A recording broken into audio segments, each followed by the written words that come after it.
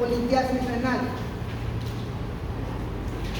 Es comúnmente entonces lo que conocemos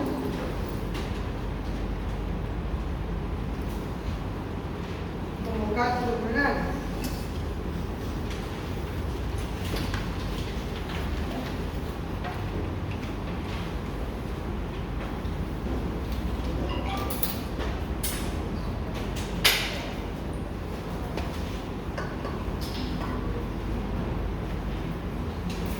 Como ven en esta figura, ahí tenemos unas estructuras como si fuera piedra realmente, ¿no? Y así es como se ven los cálculos renales. Esos son cálculos renales en realidad, y se ven como dentro del conocimiento popular conocemos como piedras en los riñones, y son estructuras realmente petrificadas como si fueran piedras. Es un trastorno bastante común, y básicamente aquí tenemos que entender el concepto de una sobresaturación de una solución. Aquí estamos hablando de que la orina se ha formado, y esa orina es un diluyente y que tiene solutos. Son términos bioquímicos. Como toda solución arrastra solutos, en este caso la orina, y sabemos que en la orina se elimina calcio, se elimina fosfato, se elimina ácido úrico, se elimina magnesio, todas esas sustancias, calcio también, todas esas sustancias que son solutos, que van disueltas, viajan disueltas, son eliminadas disueltas en la orina.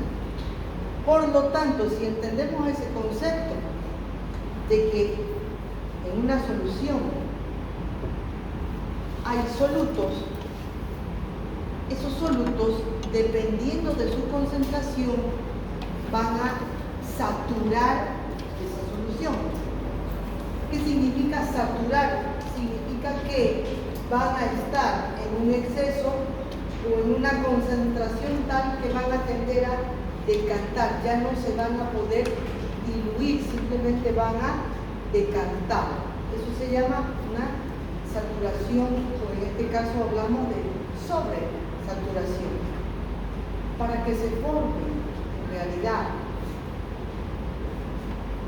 estos aglomerados, tiene que haber en la mayoría de los casos una saturación, quiere decir que esos solutos tienen que estar en exceso. Cuando esa solución cuando ese soluto está en exceso, primero va a decantar como un sedimento, y luego por polaridad van a tender a aglomerarse, van a tender a juntarse. Y una vez que se juntan, nada más por polaridad van a ir aumentando más de tamaño, y van a dar lugar a la formación de estas estructuras que se llaman cálculos.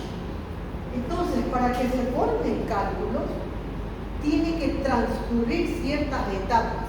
No es que el cálculo aparece espontáneamente, no. Para que haya un cálculo, tiene que haber transcurrido y haber pasado ciertas etapas. Entonces, la primera etapa es que haya una sobresaturación de algún soluto. La segunda etapa es la germinación cristalina, quiere decir que sedimenta y sirve para que atraiga otros elementos del mismo tipo y que se vayan aglomerando. Luego, la tercera etapa es que poco a poco vayan aumentando de tamaño y que vayan agregándose estas sustancias que están saturando la orina en este caso. Y la cuarta etapa ya es la nucleación del cálculo, donde a partir de una aglomeración otros fragmentos ya cristalizados van a ir uniéndose uno con otro hasta formar cálculos de diferente tamaño. Entonces, a partir del núcleo que así se forma, ya el cálculo nada más va agregando otros pequeños cálculos y va aumentando de tamaño. La condición entonces principal es que haya una saturación. Para que haya esta sucesión de etapas, se produce por las siguientes vías, porque hay un sobrecrecimiento de cristales de apatito, ahí hablamos de la saturación.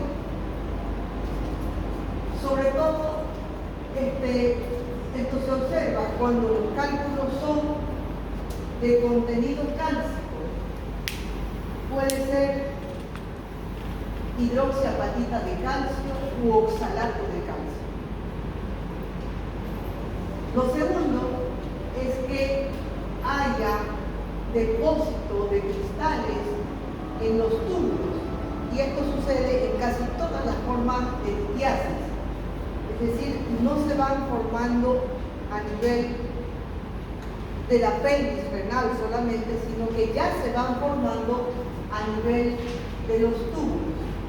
Y la otra vía por la cual se forman cálculos es que haya una cristalización libre en la orina, en este caso, como puede suceder en la presencia de cálculos por hiperoxaluria o cistinuria, que son trastornos o errores genéticos del metabolismo, muy raro, yo nunca he visto. Esas son las tres vías por las cuales se pueden, que conducen a la formación de cálculos. Para que podamos entender entonces esto, vamos a ver que el 80% de los cálculos son o de oxalato de calcio o de fosfato de calcio. El 80%, si ustedes ven una persona y dice tengo cálculos, con 80% de certeza le van a decir casi seguro que son de calcio, o de oxalato o de fosfato. Más o menos un 10 a 15% son cálculos de ácido úrico.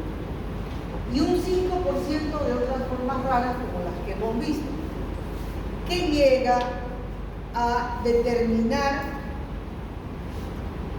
qué enfermedades son las que llegan a manifestarse con litiasis renal o cálculos renales. La hipercalciuria idiopática. Hay personas que eliminan en la orina un exceso de calcio.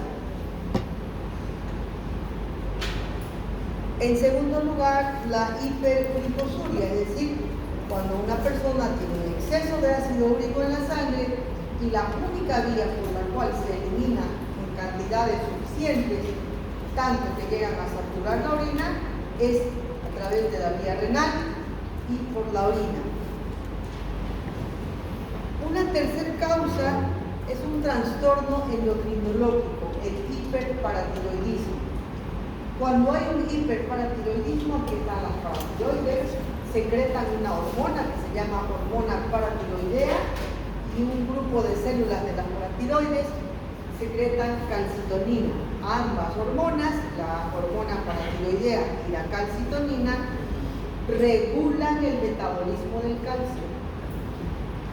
No sé si se acuerdan, pero son hormonas que regulan el metabolismo del calcio.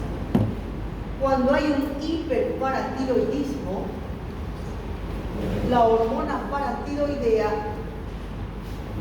detecta siempre por retroalimentación que hay una hipocalcemia en sangre, ¿no?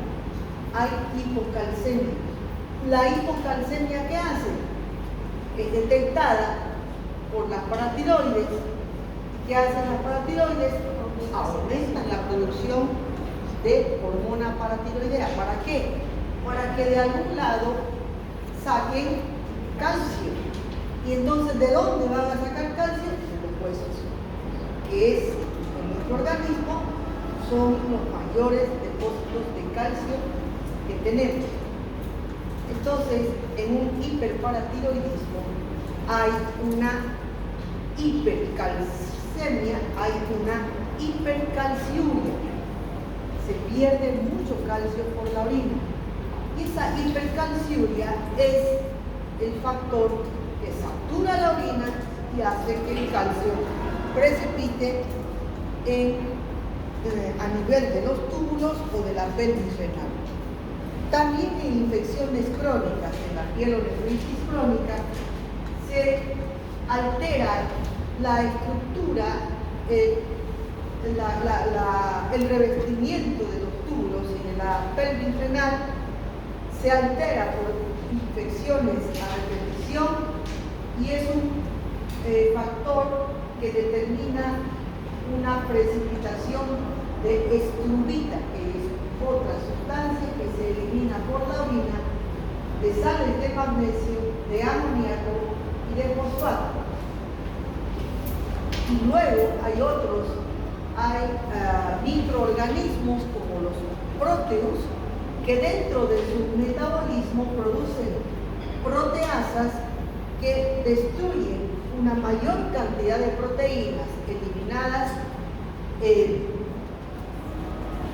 forman y destruyen una gran cantidad de proteínas de tal manera que la orina se ve repleta de estas sustancias que procesan estas bacterias y que en grandes cantidades saturan la orina y precipitan.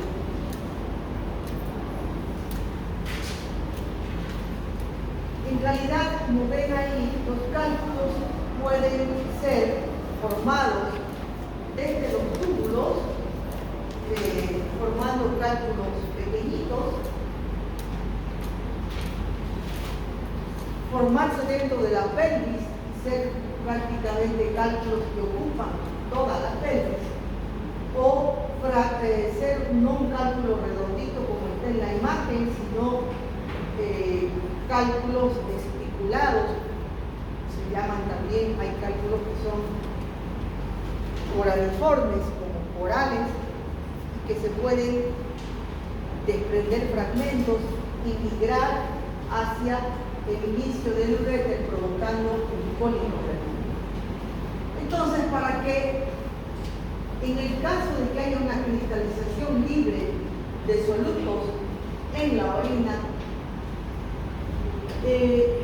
primero tiene que haber, como siempre, un aumento en la concentración de solutos como el oxalato, calcio, oxalato, fosfato, ácido úrico, cistina, pero al mismo tiempo disminución de la diuresis.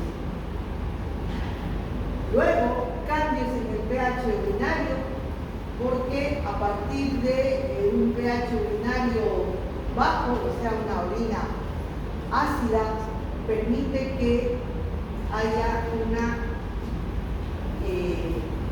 menor formación o predisposición a la orina, y un pH alcalino favorece a la formación de cálculos de fosfato de calcio. Un pH ácido favorece la formación de cristales o cálculos de ácido úrico, y un pH alcalino una formación de cálculos de fosfato.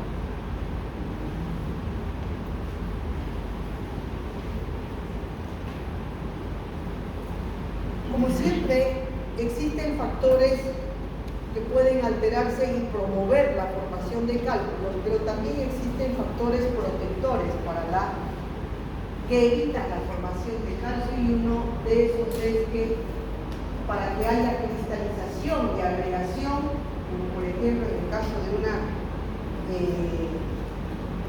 calcinosis, disminuye hay una hipocitraturia, una disminución del citrato que favorece más bien la formación o agregación de otro tipo de solutos que se agrupan para formar los cálculos. ¿Cómo vamos a llegar a diagnosticar los cálculos? Bueno, puede ser de una forma casual. Es decir que yo le mande a hacer una ecografía a un paciente que no tiene síntomas y en el informe diga que se observan cálculos o que se observa anemia. Sin embargo, la forma más dramática y más frecuente para diagnosticar una litiasis renal es cuando el paciente viene con un cólico renal. Cuando un fragmento o un cálculo se ha desprendido o ha migrado hacia el uréter, desencadenando este cuadro de dolor lumbar y abdominal agudo, intenso, que le hace, con hematuria, que le hace sospechar a uno claramente de un cálculo renal, y entonces pide una ecografía. La ecografía tiene una alta sensibilidad, puede diagnosticar litiasis renal en más del 80% de pacientes, pero también una radiografía simple de abdomen sirve. Detecta cálculos renales hasta un 50% de pacientes. Entonces podemos nosotros pedirle al paciente en el cual sospechamos que tiene cálculos, primero una radiografía de abdomen y luego una ecografía renal. Ambos nos van a ayudar para ver si es que el paciente tiene cálculos o no. Esta es una radiografía de abdomen de pie, donde aquí se ve una imagen hiperdensa que corresponde a una litiasis renal. Pero en la radiografía no todos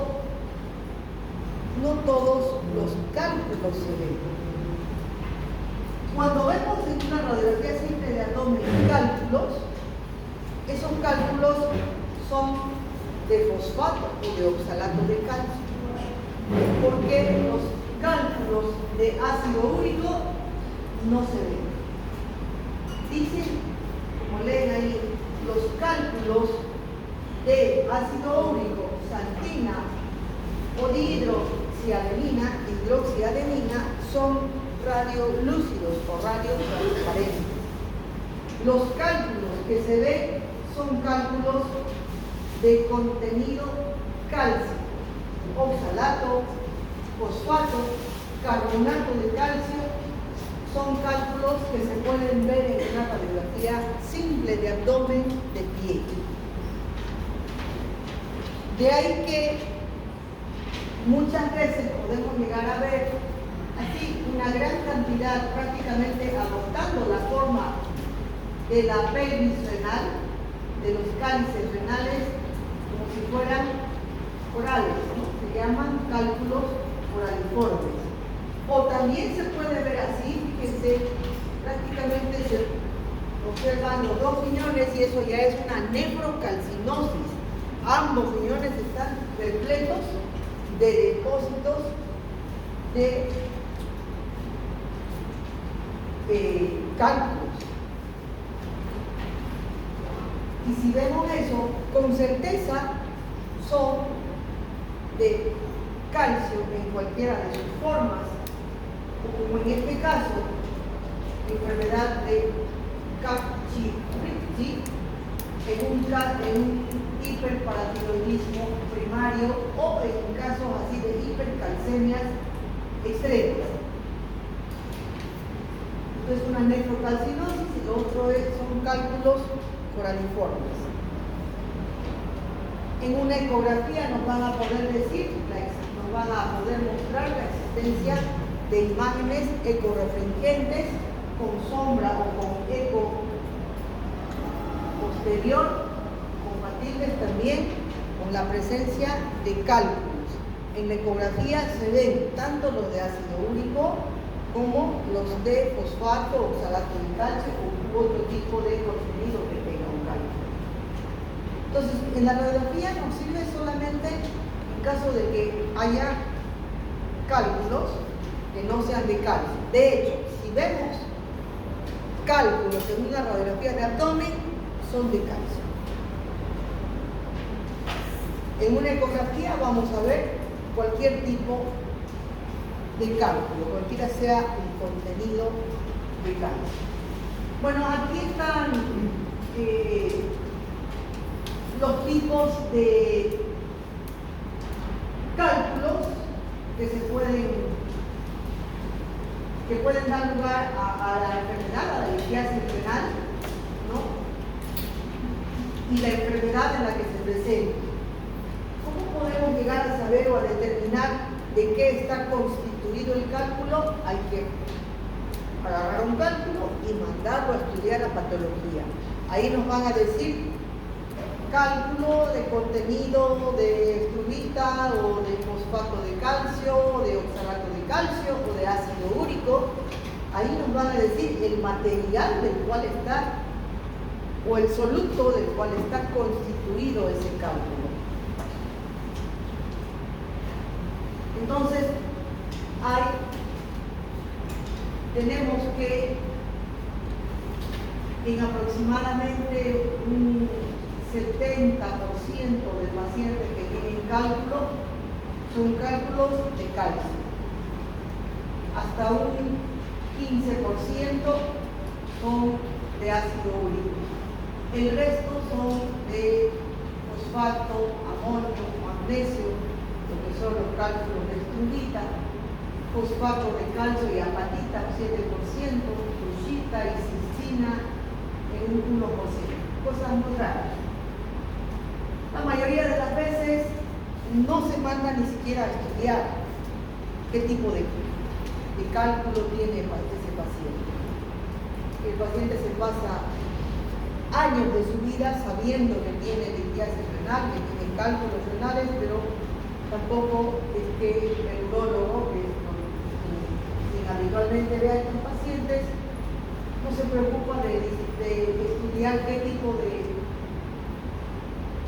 contenido tiene ese calcio. ¿Por qué es importante saber cuál es la composición de los cálculos? Obviamente, ¿por qué? Porque de acuerdo a eso vamos a acidificar la orina, alcalinizar la orina, bajar el ácido úrico. La mayoría de los médicos suponen que los cálculos son de ácido úrico, cuando los cálculos hasta en un 70% no son de ácido úrico, son de calcio. Entonces, cuando uno tiene cálculos, no siempre son de ácido úrico. Y lo mejor es mandar a estudiar esas estructuras para saber por qué es que ese paciente tiene cálculos y qué le vamos a dar a ese paciente. El tratamiento, como ven ustedes, cuando un paciente tiene litiasis renal, es un trastorno que en primer lugar es metabólico. Es un trastorno en el metabolismo del calcio que está haciendo que haya una hipercalciemia. Por ahí descubrimos un hiperparatiroidismo, o tal vez la paciente tiene una pielonefritis crónica que habrá que cultivar, ver si es un Proteus, hacer tratamiento específicamente para Proteus. Pero si tenemos cálculos que están obstruyendo completamente el uretra, si tenemos como esas imágenes que hemos visto, cálculos enormes que no van a poder ser eliminados, el tratamiento o es quirúrgico o se hace una litotripsia. Son ondas de choque que destruyen el cálculo, no lo destruyen, lo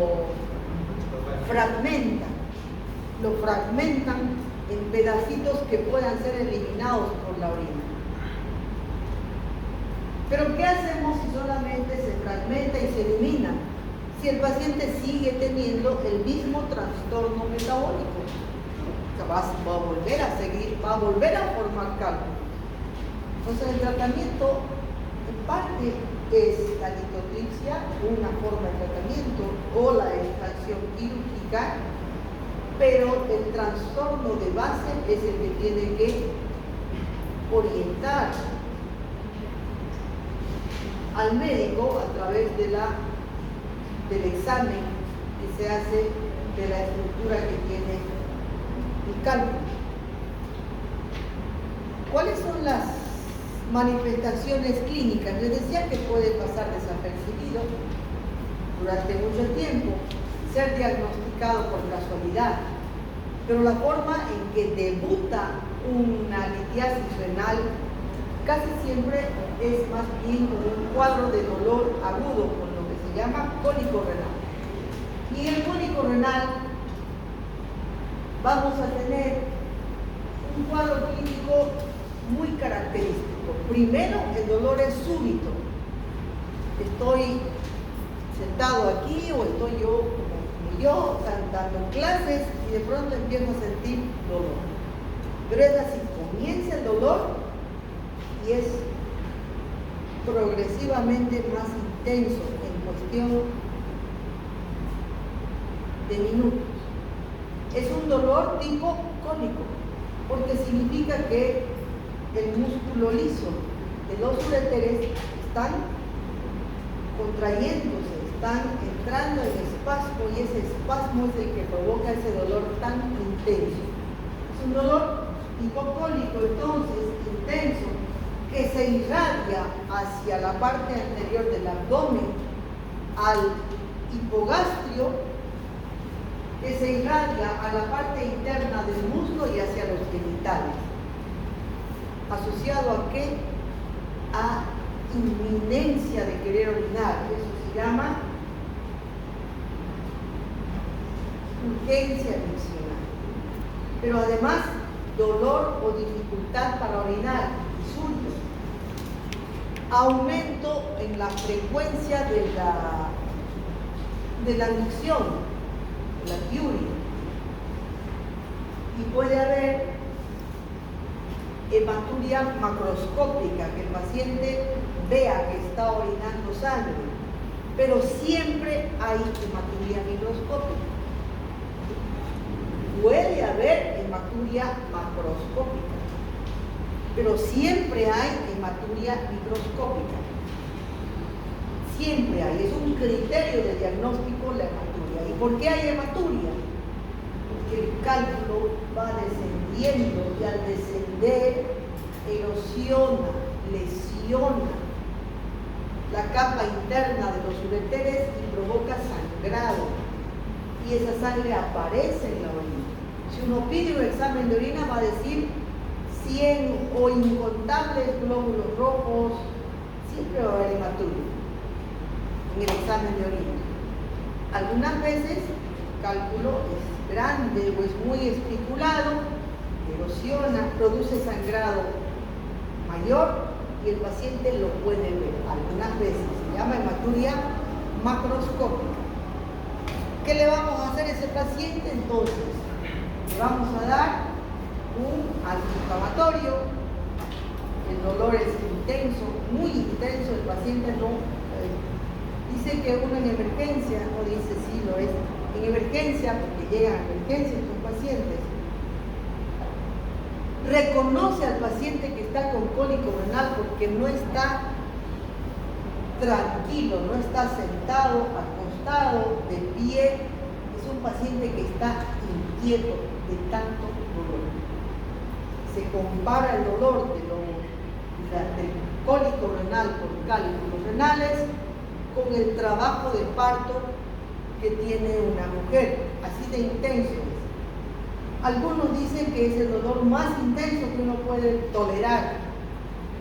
No sé si alguien aquí ha tenido cálculo o cólico renal, tal vez nos puede relatar, pero si no, dicen que es así.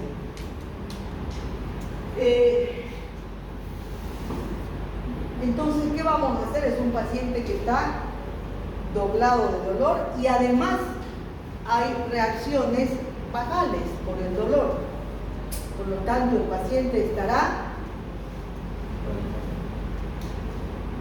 diaforético,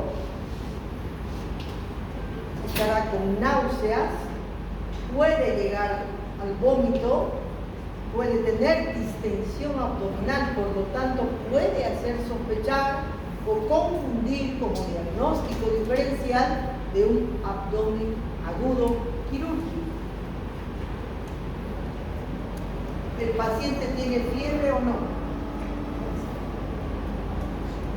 Habitualmente no. Al inicio del cuadro no tiene fiebre. Doctora, a mí sospecharon que yo tenía algo de cálculos renales, pero en la ecografía salió que no había nada. Y yo tuve todo lo que está mencionando ahorita. Fui de emergencia en la noche. ¿Y te hicieron ecografía?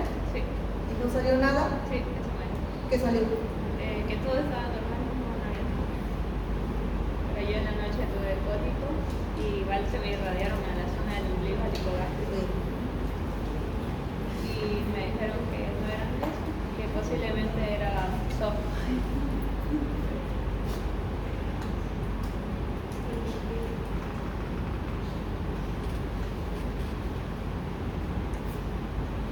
Bueno, uno dice, viene con el cuadro así, le pide una ecografía renal.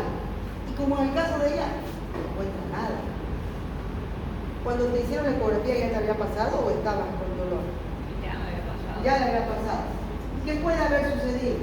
Y todo es lógica, ¿no? Puede ser que haya habido un cálculo pequeñito que va bajando y va provocando ¿qué? Bajo.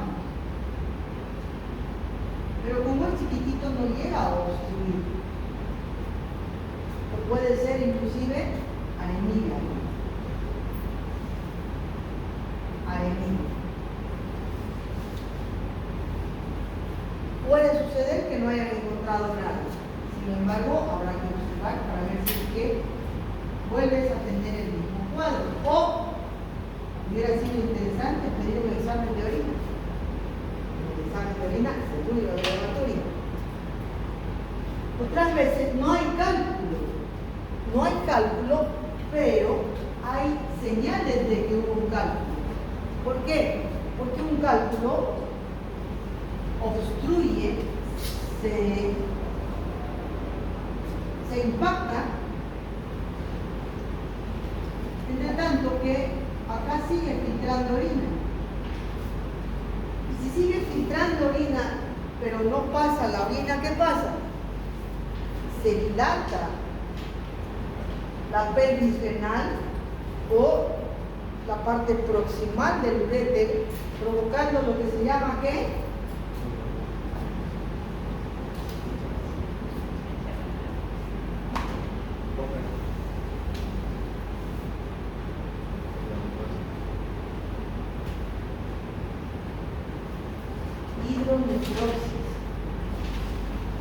Hidronefrosis, que también va a ser transitoria, porque si al día siguiente le hacemos otra ecografía, ya eliminó el cálculo y ya no tiene más síntomas, tal vez había hidronefrosis, pero ahora ya no hay, porque ya se vació. Entonces son datos indirectos. ¿Cuál va a ser la constante? La hematuria. No, es constante. Si no hay hematuria, de hecho, no era cólico renal. Para que lo tengan en cuenta. Puede no haber ecográficamente cálculo, pero la ecografía también tiene otro detalle, es operador dependiente. No es fácil ver cálculos, es operador dependiente. Pero asumiendo que era un buen ecografista, un buen ecógrafo, las posibilidades son esas. Uno, que haya sido anemia, que haya sido un cálculo que salió y ya no se ve nada. Sin embargo, en cualquier circunstancia, ¿qué es lo que debemos pedir antes de una ecografía? Un examen de orina. Y ahí va a ver. Entonces, si hay hematuria y hay clínica, cólico renal, litiasis, sea anemia o ya un cálculo formado. Pero síntomas que sugieren el cólico renal y no hay hematuria, no es cólico renal. La importancia del examen de orina es fundamental. hablamos de la fiebre, ¿no? Entonces, si tenemos un paciente con un cólico renal,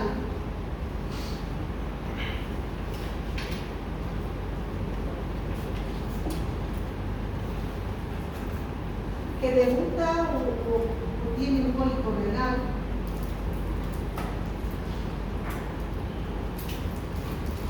en principio no va a haber fiebre.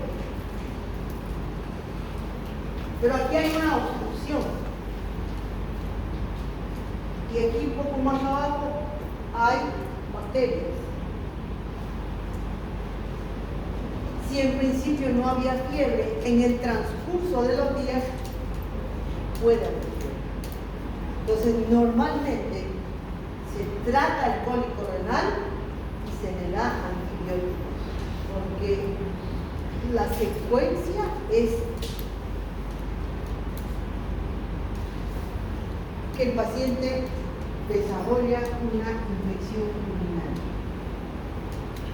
Porque además hay hematuria y la sangre es caldo de cultivo, es caldo de cultivo. ¿Cuáles van a ser las complicaciones de la litiasis renal? Como les decía, la hidronefrosis, y si la hidronefrosis se mantiene, puede ir destruyendo y provocando atrofia de la capa cortical y llevar a una insuficiencia renal. La infección es siempre algo frecuente en el paciente que tiene litiasis renal, que tiene cólicos renales, puede inclusive llegar a formarse un absceso. Y luego, lo más lamentable sería llegar a un daño renal definitivo, me refiero a una insuficiencia renal crónica, a una enfermedad renal terminal. Y si es que hay insuficiencia renal, también va a haber hipertensión arterial, ya saben por qué. Bueno, el último tema que vamos a ver de este capítulo de psicopatología del sistema renal es la infección urinaria alta. La infección urinaria alta la denominamos como pielonefritis. Y es una inflamación infecciosa, bacteriana, donde hay compromiso del parénquima renal.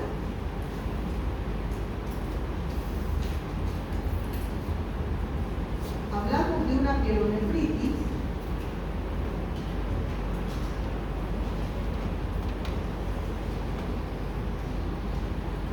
cuando ha habido o existe la presencia y proliferación de bacterias a nivel del parénquima renal. Estas bacterias proliferan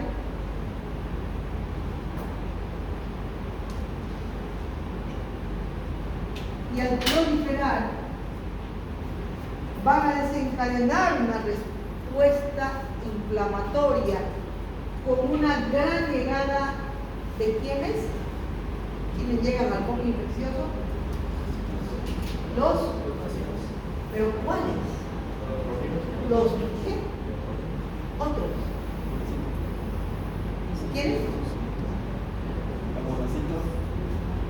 Los monocitos que aquí se transforman en ¿qué?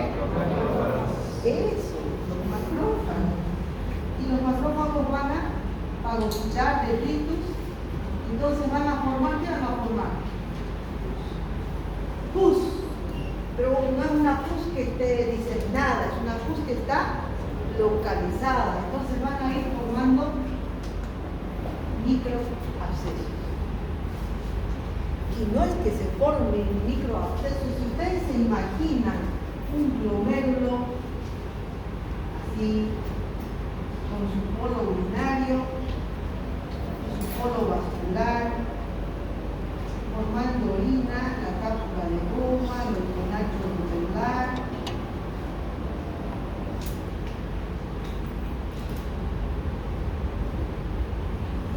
Y bacterias que entren por aquí y que entren por aquí. Por eso, en la pielonefritis los síntomas son tóxicos, rápidamente tóxicos. Toxemia bacteriana. Porque además, ¿qué tipo de gérmenes son? Grandes. ¿No?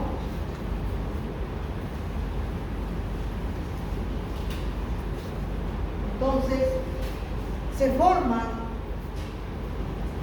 diferentes focos infecciosos dentro del parénquima renal.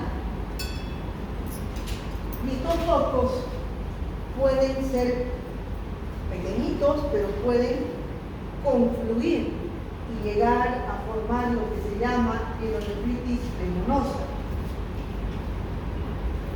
La forma usual en la que uno ve una pielonefritis es una pielonefritis aguda. Un cuadro infeccioso agudo. ¿Cómo vamos a llegar a la sospecha diagnóstica y al diagnóstico? Porque les decía que el paciente o la paciente que está con pielonefritis desarrolla rápidamente signos de enfermedad con compromiso sistémico. Entonces, comienza a presentar fiebre, escalofríos, dolor lumbar y malestar general, cefalea, postración. ¿Por qué? Por la toxicidad de múltiples abscesos que están en los riñones y que están ocasionando bacteremia. Entonces el paciente tiene malestar general, cefalea, náuseas, vómitos, pero lo que nos guía es que hay escalofríos y fiebre, dolor en el ángulo costovertebral, asociados a qué? Puede ser una neumonía también, no se confundan, puede ser una neumonía. ¿Asociado a qué? A síntomas urinarios. El paciente tiene fisuria y tiene polaquiuria. Además, cuando vemos al paciente, vemos un paciente que está tóxico, tiene compromiso del estado general. Si tiene todo este cuadro clínico y tiene síntomas urinarios, ¿qué vamos a ir a buscar? ¿Qué vamos a ir a buscar? ¿Qué tenemos aquí? Los ureteres.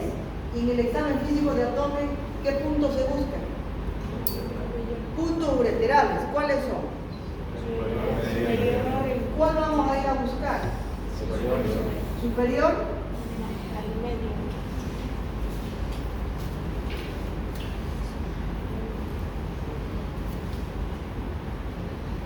El ombligo.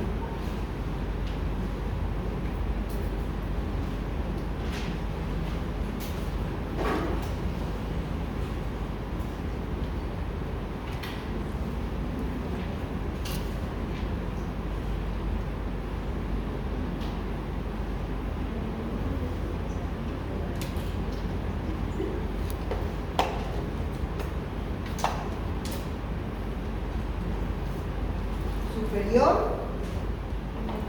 medio, inferior. ¿Cuál va a ser? Medio. Punto ureteral medio. ¿Cómo va a ser? ¿Cómo es la palpación del punto ureteral medio? ¿Quién puede decir? La palpación del punto ureteral medio es trazando dos líneas en las crestas ilíacas y mediante la intersección del punto ureteral superior hacemos el punto que se encuentra en esa parte, el que se encuentra cerca del músculo recto anterior. abdomen en la parte externa. Entre eso, el choque del punto ureteral superior y el choque de los puntos de las venas ilíacas, pues hace que ahí mismo sea el punto ureteral medio. Entonces, línea rectal, Borde externo del músculo recto. borde interno.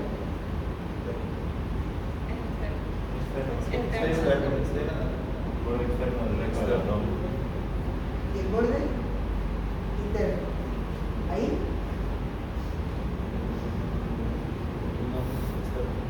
Doctora, Acá. doctora, se traza una línea de las gretas ilíacas y donde choque con el borde lateral del recto del abdomen, ahí es el punto literalmente. Exacto. No es el borde externo. No es el borde externo. Punto ureteral medio. Bueno, pero ¿cómo se usa?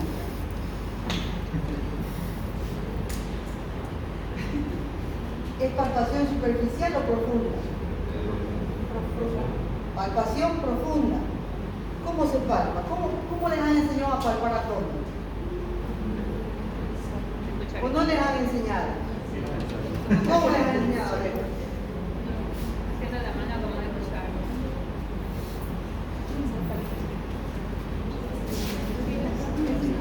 Palpación profunda. Ya, aunque este es nuestro paciente. Su abdomen.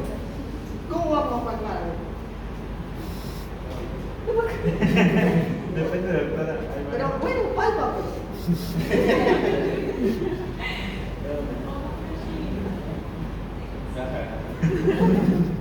Aquí tu amiga. ¿No han aprendido entonces? La pregunta es, ¿aprendieron o no aprendieron? Si no aprendieron, aprendan. Les enseño.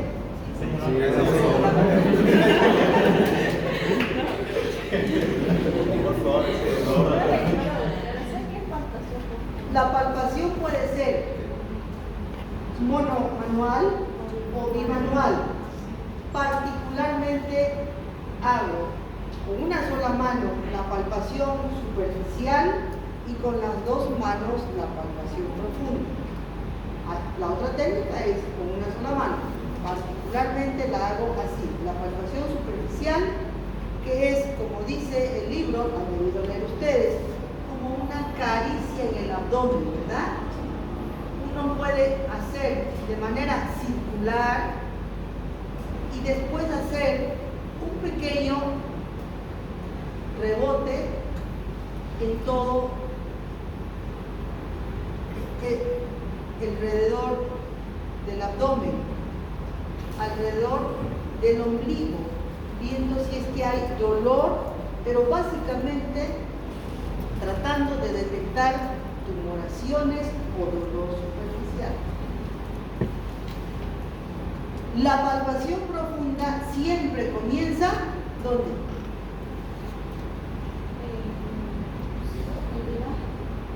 ¿Ah? ¿Dónde comienza ¿En cualquier lugar?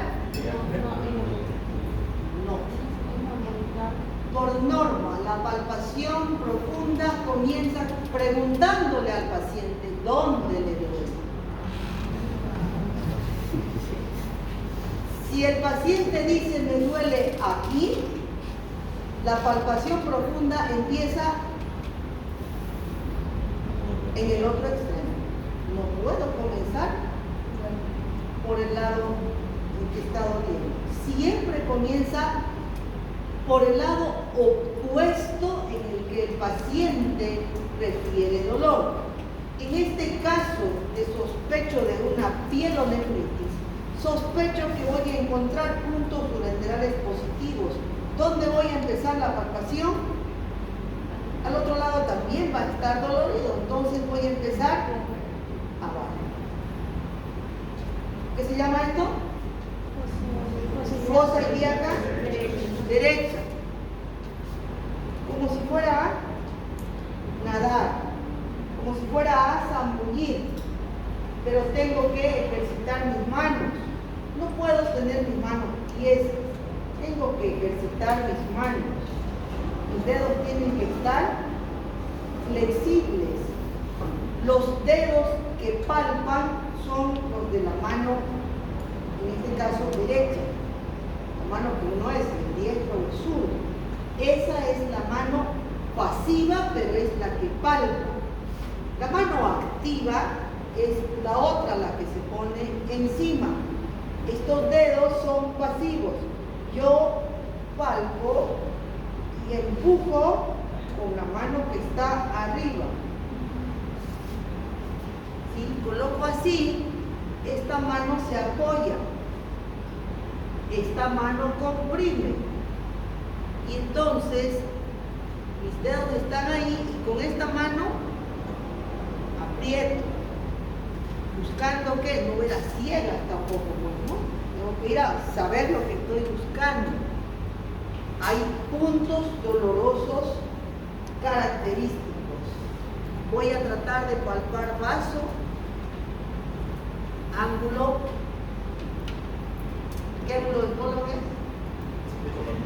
Esplénico del colon, páncreas, vesícula, hígado y en este caso urétero. Aprieto. Pero esta mano solamente es pasiva, esta es la que hace fuerza. ¿Qué va a tener mi paciente? Bueno, ya han aprendido. ¿Qué mano va, qué va a decir el paciente que tenga pielonefritis? Se va a doblar. Si no sabían, practiquen esa forma. Lean semiología, busquen el Chapusnik y les va a enseñar la técnica exploratoria de abdomen y los puntos de dolor o patología abdominal específica. Hay varios puntos. ¿Cuáles se acuerdan? Punto cístico, Morris, McBurney, Roxy, Murphy. ¿Cuál es Murphy?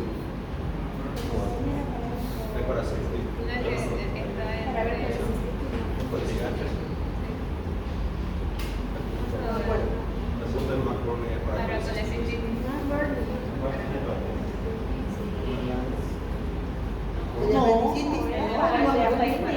A ver, van a aprender bien ya. No están aprendiendo bien ustedes. ¿El Murphy cuál es? Ese no era Jordan. El Jordan. No era Jordan. Es el pollo precursor de la carne.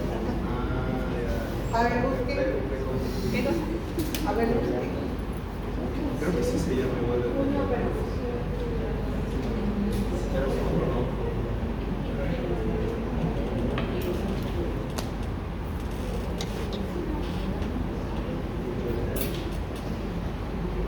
El Jordano no es un punto doloroso. Se llama Puño percusión dolorosa.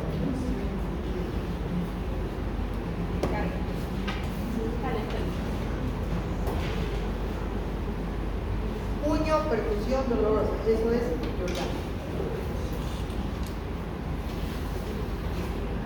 ¿Y el Murphy?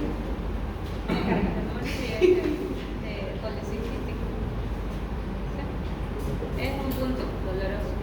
No, no es A verdad. ver. ¿Tenés que leer? ¿Tenés para leer? No veo. Es que eso recuerdo. Sí, me confundí. McBurney. Puño de Murphy, doctora, para zona lumbar. Sí, inflamación. El de Murphy Siendo de Murphy. para colecistitis aguda.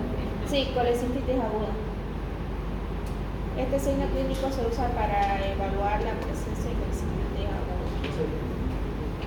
Según lo muestra el Dolor y posterior cese de las respiraciones. Ok. Entonces, Jordano, ¿cierto? Bien, yo estaba confundida con Murphy. Vamos a tener que repasar todo.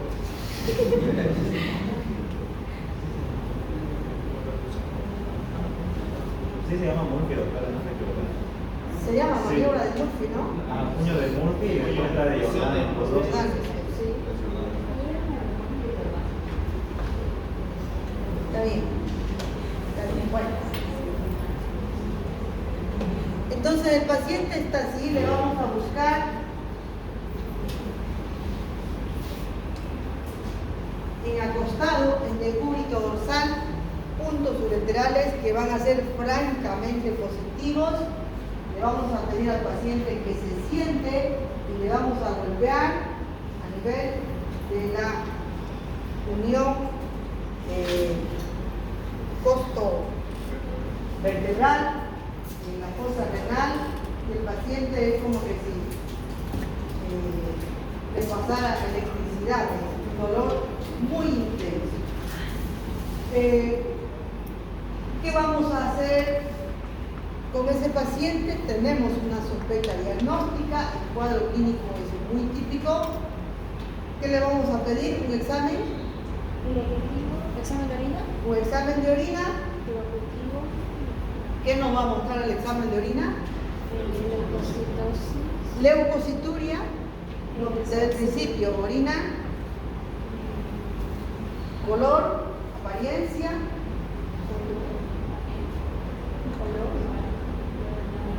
color fétido, Por la presencia de nitritos. sí, por la presencia de nitritos.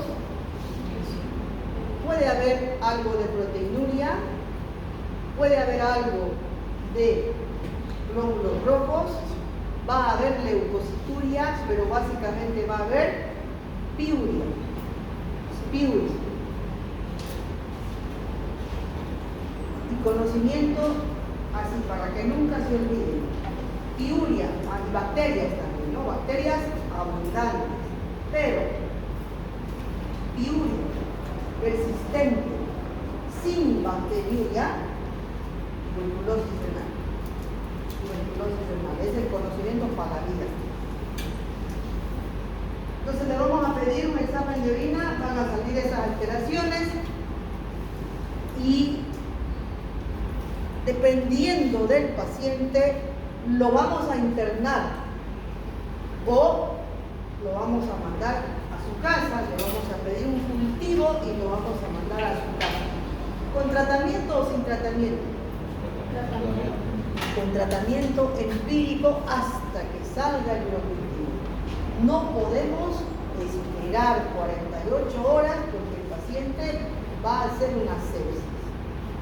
No podemos esperar, el paciente tiene que recibir tratamiento. Tomamos la muestra de orina, va a cultivo y ya le iniciamos tratamiento. Le vamos a iniciar tratamiento domiciliar o lo vamos a internar dependiendo del paciente. Si es un paciente, una paciente anciana, 75 años, ¿la vamos a mandar a su casa? No, hay que internarla. Si es que es una paciente, digo una paciente porque en general son mujeres las que desarrollan pielonefritis. Si es que es una paciente de 18, de 25 años, sin otro factor de riesgo, la puedo mandar a su casa. Pero ¿qué le digo? Vuelva en 48 horas o la voy a llamar en 48 horas cuando esté listo el cultivo. Si es una paciente embarazada, ¿la mando a su casa? No tengo que internarla porque una pielonefritis puede ser causa de parto prematuro o aborto, dependiendo de la etapa del embarazo en la que se encuentra.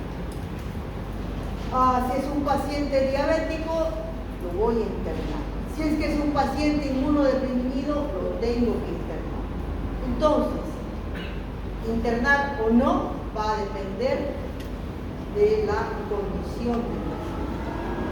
Si es una paciente que está en tratamiento, por ejemplo, para un cáncer de mama, le acaban de hacer una quimioterapia una semana atrás, ¿la voy a mandar a su casa? No. Si es una paciente sin ningún otro factor de riesgo, sí la puedo mandar a su casa. Pero la tengo que ver en 48 horas con el cultivo. Bien. Estamos en esto. Siempre que hay un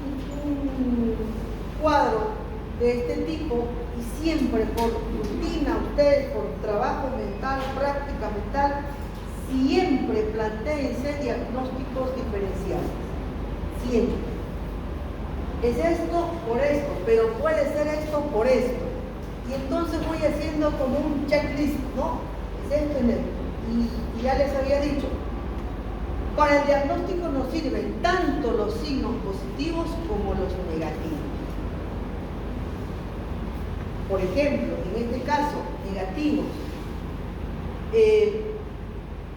No tiene tos, no tiene expectoración, la auscultación es pulmonar, es normal, son signos que no están. Por lo tanto, no puede ser una neumonía basal. Tiene disuria, tiene colagiuria, es más una pielonefritis.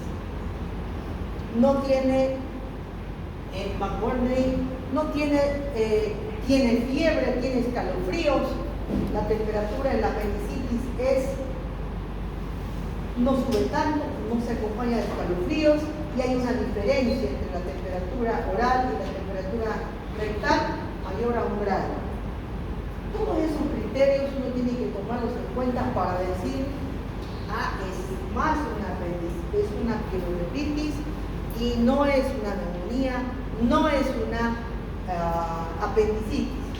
Diagnósticos diferenciales que siempre hay que tener en cuenta, en cualquier cuadro clínico, pero en este caso de una pielonefritis con una apendicitis, con una neumonía, con una colicistitis.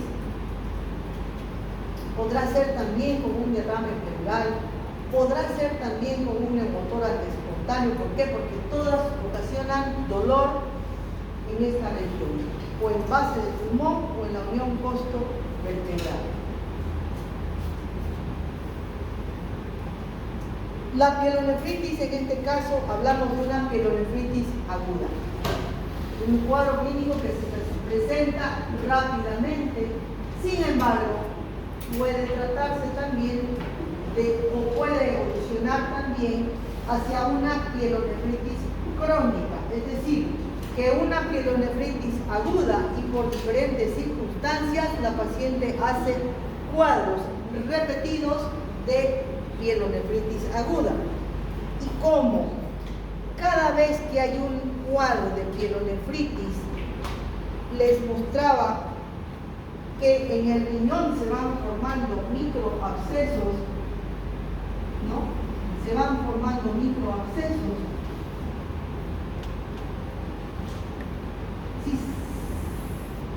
Si esto se convierte en cuadro a repetición, va a quedar un área cicatrizada. Y cada vez, si estos cuadros se repiten y se repiten, van a ir provocando cicatrices en diferentes partes del riñón y van a dar lugar a una insuficiencia renal crónica. Entonces, la repetición hacia una pielonefritis crónica va dejando áreas de cicatrización, destrucción, sobre todo de la cortical, disminución de la capacidad de filtración glomerular, de insuficiencia renal crónica. Bueno, ¿por qué una persona puede desarrollar pielonefritis? La causa más frecuente es, en primer lugar, el reflujo vésico-ureteral. Hablamos de reflujo vésico-ureteral cuando hay un éstasis vesical o hay una incompetencia de los esfínteres vésico-ureterales.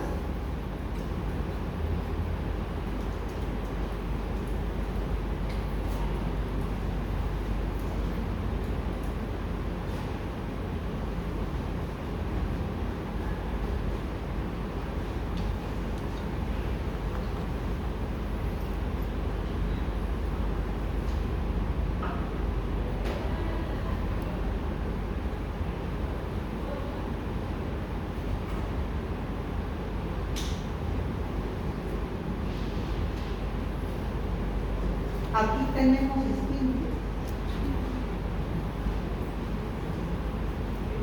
De tal manera que la orina siempre tiene esta dirección hasta ser eliminada. Pero cuando se llena la vejiga,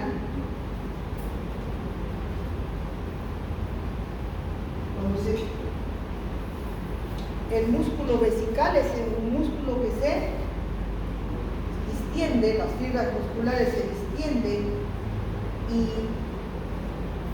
se vuelve a contraer hacia su estado natural, pero ejerciendo presión.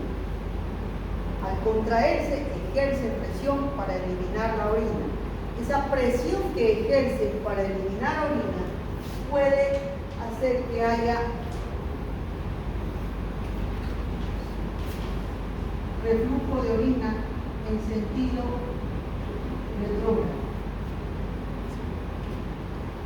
Por incompetencia de estos esfínteres puede haber reflujo vésico-ureteral. Y si hay gérmenes y proliferación bacteriana en la vejiga, entonces fácilmente pasan las bacterias desde la vejiga hacia los ureteres y ascienden hasta los riñones. Esta forma es una forma en la cual hay una contaminación del parénquima renal. Cualquier obstrucción de la vía urinaria, por cálculo, por un tumor, por un coágulo después de un trauma renal, puede dar lugar a la presencia de contaminación de la orina. Obstrucciones, factores metabólicos, como por ejemplo la diabetes mellitus, que sabemos que la glucosuria es un factor que cambia el pH y la glucosuria por sí misma es un caldo de cultivo para que haya proliferación de bacterias. Los pacientes inmunodeprimidos también son pacientes que pueden desarrollar pielonefritis. Cualquier manipulación quirúrgica, desde sobre todo la colocación de una sonda Foley. ¿Alguien ha colocado una sonda Foley? ¿No? Porque no le dan, o ustedes no. No, en la práctica. Tienen que ir. Aprendan la técnica y busquen, doctor, me deja colocar una sonda Foley. Vaya, tienen que hacerlo. Bueno, lo tienen que saber obviamente la teoría. Y luego, entonces, encontramos que hay vías de propagación bacteriana. La más común es la vía ascendente por reflujo vésico-ureteral. Pero también les hablaba de una vía hematógena, ¿no? De una vía hematógena donde de otro foco externo, por ejemplo, una cervicitis en la mujer,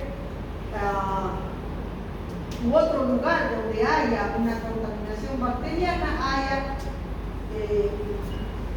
migración bacteriana y contaminación renal, por vía linfática, por vía directa, que es secundaria a traumas o procedimientos quirúrgicos.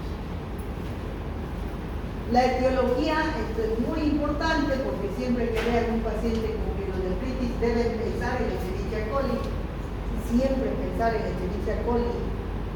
Hasta el 90% de las infecciones son provocadas por Escherichia coli. Y luego viene en orden descendente otro, pero todos son gram negativos. Enterobacter, Klebsiella, Pseudomonas, ya son intrahospitalarias. Protodos. Algunas veces estafilococo, algunas veces cándida. Nunca he visto una pielonefritis por cándida, tal vez exista, de hecho está descrito. Pero por ejemplo, si les viene en el productivo un estreptococo, ¿ustedes van a creer? Poco frecuente, ¿no? tienen que cuestionarse, hablar con la del laboratorio y decir, pero ¿cómo es posible que haya un estreptococo en orina? Muy raro. Casi siempre va a ser una Escherichia coli. Por lo tanto, como va a ser una Escherichia coli, ya saben ustedes qué antibiótico hay que darle a esta paciente. Aquí la cuestión sería, ¿le doy antibiótico oral o le doy antibiótico endovenoso? No siempre. Si es una paciente que yo la voy a mandar a su casa, que no tiene otros factores de riesgo, le doy una oral. Pero si es una paciente que tiene otras condiciones como la que hemos hablado, hay que internarla y hay que darle antibióticos endovenosos. Podemos darle amikacina combinada con una cefalosporina, ¿no? Entonces puede evolucionar hacia una curación con algunas cicatrices, pero el tratamiento pronto evita pues que haya muchos focos por la extensión de la pielonefritis. Y la pielonefritis crónica puede también ser como una consecuencia de varios episodios de pielonefritis que no han sido resueltos o que no se ha tratado la causa de la misma pielonefritis. Por ejemplo, en las niñas, el reflujo vesicular hay que hacer tratamiento. Infecciones recurrentes por Escherichia coli hay que hacer tratamiento, hay que ver la causa. Por ahí es una multípara que tiene descenso de vejiga, por ahí es una paciente con estreñimiento crónico que tiene infecciones urinarias secundarias a ese estreñimiento. O sea, hay que ver por qué esa persona está teniendo cuadros repetitivos de infecciones urinarias. Entonces, ¿cuáles son los factores de riesgo para desarrollar pielonefritis? Antecedentes de cistitis a repetición, los cálculos renales, el reflujo vesicular, cualquier tipo de neuropatía obstructiva, cualquier tumor, cálculo, coágulo, extrínseco, factores metabólicos como diabetes e inmunosupresión son factores de riesgo para desarrollar pielonefritis. Esto es importante, en qué pacientes la pielonefritis es así de riesgo, que puede llevar a la muerte al paciente cuando es un paciente que tiene un solo riñón. Hay pacientes que nacen con un solo riñón, ¿no? Monorrenio. Hay otros que han desarrollado, por decir, un accidente, han tenido que hacerles una nefrectomía. O hay pacientes que han hecho un absceso renal y hay que hacerle una nefrectomía, tienen un solo riñón. Paciente monorrenio con pielonefritis hay que internarlo, no puede uno despachar. Diabetes, cuando el paciente no mejora después de un tratamiento oral, en el embarazo, cuando hay litiasis, pacientes que han sido sometidos a cirugía de vía urinaria, en inmunodeprimidos, cuando hay alguna anomalía, ureter doble, reflujo, hay que hacer, son condiciones de alto riesgo para pielonefritis, cuando hay insuficiencia renal aguda y cuando hay shock séptico de probable origen urinario. Bueno, hasta aquí, entonces,